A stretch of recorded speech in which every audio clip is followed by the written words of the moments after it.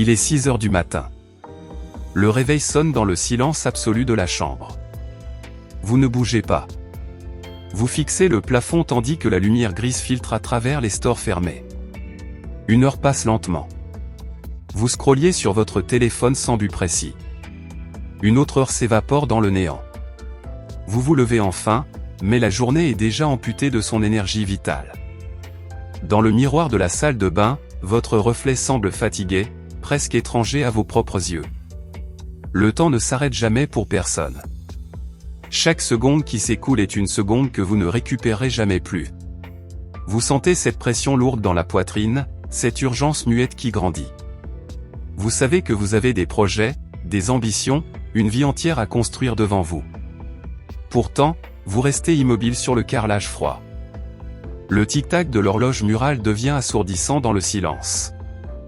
C'est le bruit de votre propre mortalité qui vous rappelle brutalement à l'ordre. Vous n'êtes pas éternel, loin de là. Cette vérité devrait vous terrifier complètement, mais elle peut aussi vous libérer. Aujourd'hui, nous allons transformer cette angoisse existentielle en carburant pur. La mort n'est pas une fin, c'est un outil. Écoutez bien.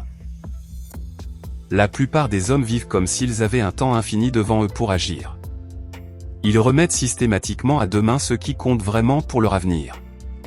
Ils attendent le moment parfait pour lancer ce business, pour écrire ce livre, pour se mettre en forme physiquement. Cette attente passive est un poison lent qui corrode l'âme. Le philosophe stoïcien Sénèque l'avait compris parfaitement il y a 2000 ans déjà. Dans son essai majeur sur la brièveté de la vie, il écrivait que la vie n'est pas courte, c'est nous qui la gaspillons sans raison.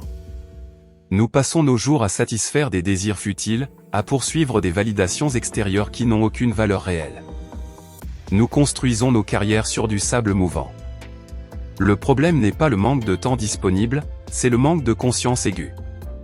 Vous traitez votre temps comme une ressource bon marché et illimitée, alors que c'est la seule chose que vous ne pouvez pas acheter. La société vous encourage à dormir, à consommer, à oublier la réalité. Mais au fond, vous savez que cette tranquillité apparente est trompeuse. Elle vous endort pendant que votre potentiel se consume lentement. Il est temps de se réveiller vraiment maintenant. Comprendre la structure de votre existence est la première étape vers la maîtrise. Pourquoi fuyons-nous cette pensée de la fin si violemment? Parce qu'elle fait mal physiquement. Confronter sa propre mort révèle la médiocrité de nos actions actuelles sans pitié. C'est un conflit intérieur violent qui déchire l'esprit. D'un côté, le confort immédiat, la dopamine facile, la sécurité illusoire du connu. De l'autre, l'appel du devoir, la discipline de faire, la vérité crue. Marc Aurèle, empereur romain et philosophe, écrivait dans ses pensées pour lui-même qu'il faut vivre chaque jour comme si c'était le dernier. Pourtant, vous choisissez la distraction numérique quotidiennement. Vous choisissez la facilité du moindre effort. Cette résistance crée une tension insupportable dans votre esprit conscient. Vous sentez que vous trahissez votre propre nature profonde. Chaque fois que vous procrastinez, vous votez contre votre propre legacy futur. La peur de la mort devient une peur de vivre pleinement et intensément. Vous vous enfermez dans une cage dorée faite de petites habitudes confortables. Mais les barreaux se resserrent autour de vous chaque jour. L'angoisse grandit silencieusement dans l'ombre. Vous savez que vous êtes capable de beaucoup plus, mais vous refusez de payer le prix. Ce combat entre qui vous êtes et qui vous devriez être est épuisant. Ignorer la mort ne vous protège pas, cela vous affaiblit.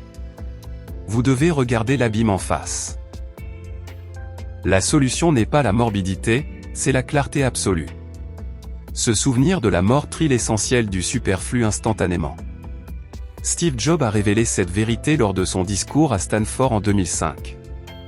Il a expliqué que se rappeler qu'il allait mourir bientôt était l'outil le plus important pour faire les grands choix de sa vie.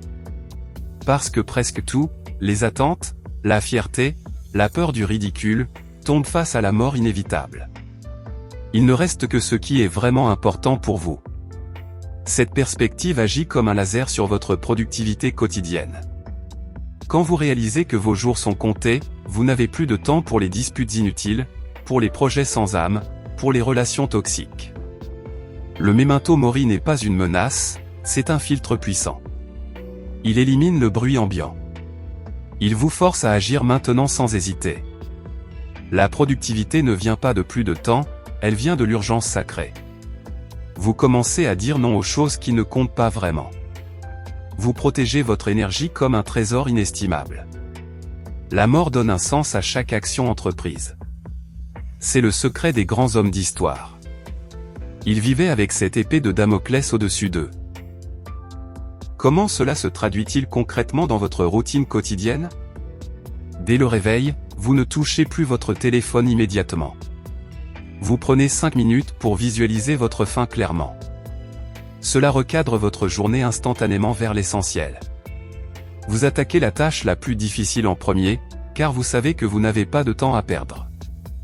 La procrastination perd son pouvoir sur vous complètement. Vous travaillez avec une intensité nouvelle, un focus laser incroyable. Vous ne cherchez plus la perfection, vous cherchez l'impact réel. Vos relations changent aussi profondément. Vous passez moins de temps avec des personnes qui drainent votre énergie vitale. Vous investissez dans ce qui compte vraiment pour vous. Vous construisez quelque chose qui survivra à votre départ physique. Votre bureau devient un lieu de guerre contre la médiocrité ambiante. Chaque email envoyé, chaque appel passé est fait avec intention pure. Vous ne subissez plus votre agenda, vous le commandez avec autorité. La fatigue physique est présente, mais la fatigue mentale disparaît. Vous dormez mieux car vous savez avoir donné le maximum. Cette discipline devient naturelle, pas forcée du tout. Vous devenez dangereux pour vos concurrents car vous n'avez rien à perdre. Vous êtes libre. La productivité n'est plus une corvée, c'est un devoir envers votre propre existence. Au final, il ne restera rien de vos biens matériels accumulés. Votre nom sera peut-être oublié par l'histoire un jour.